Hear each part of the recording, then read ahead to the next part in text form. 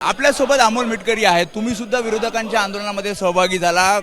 कोश्यारी ते कोरटकर यांचा निषेध ते करताय आणि त्यामध्ये तुम्ही सुद्धा सहभागी होताय। सत्ताधारी विरोधक म्हणून त्यांच्याकडे पाहत नाही आहे। आजच्या या कंडिशनला विरोधकांनी जे आंदोलन पायऱ्यांवर सुरू ठेवलेलं आहे त्याबद्दल त्यांचं मी अभिनंदन करतो, सत्तेतला असून सुद्धा। त्याचं कारण असं आहे की छत्रपती शिवाजी महाराजांच्या बाबतीत वारंवार जी काही घाणेरडी प्रवृत्ती जन्म घेते महाराष्ट्रामध्ये, मग भगतसिंग कोश्यारींचाही आम्ही निषेध केला होता। प्रशांत कोरटकर हा भामटा कुठं लपून बसलाय, राहुल सोलापूरकर का वाचवलं जातंय? राहुल सोलापूर सारखी नीच प्रवृत्ती, प्रशांत कोरटकरांसारखी प्रवृत्ती ही भर चौकात फाशी देऊन यांना अडकवलं पाहिजे। अशा प्रकारे छत्रपती शिवाजी महाराजांचा अवमान महाराष्ट्र सहन करणार नाही। विरोधकांचं आंदोलन आम्ही विरोधक म्हणून पाहत नाहीये। कारण पण यावं या आंदोलनात सहभागी मी झालो नाही सहभागी, मी सत्ताधारी आहे ना।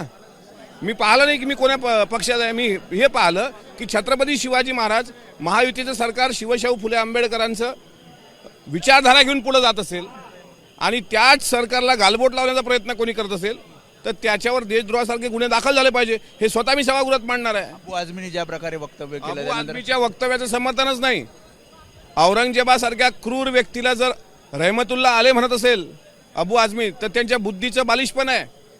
कुठला रहम केला औरंगजेबानी सांगा ना? स्वतःचा भाऊ दारा शिवको त्यांनी मारला, स्वतःच्या आई वडिलाला त्यांनी नजर कैदेत ठेवलं, स्वतःच्या बायका संपवल्या। संभाजी महाराजांचा विषय बाजूला ठेवूया, पण अशा क्रूर कर्माला रहमतुल्ला आले म्हणणाऱ्या अबू आझमीनी थोडंसं टाळकं जागेवर ठेवावं आणि त्यांच्यावर देशद्रोहाचा गुन्हा दाखल झाला पाहिजे, ही सरकारची भूमिका आहेच।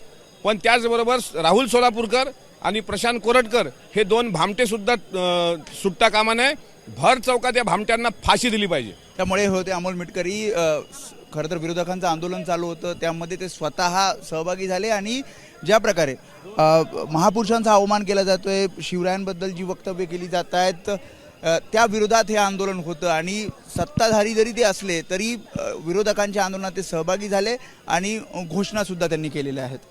कॅमेरामॅन कृष्णा खापरेसह वेदांत नाईक, एबीपी माझा, मुंबई। एबीपी माझा, उघडा डोळे बघा नीट।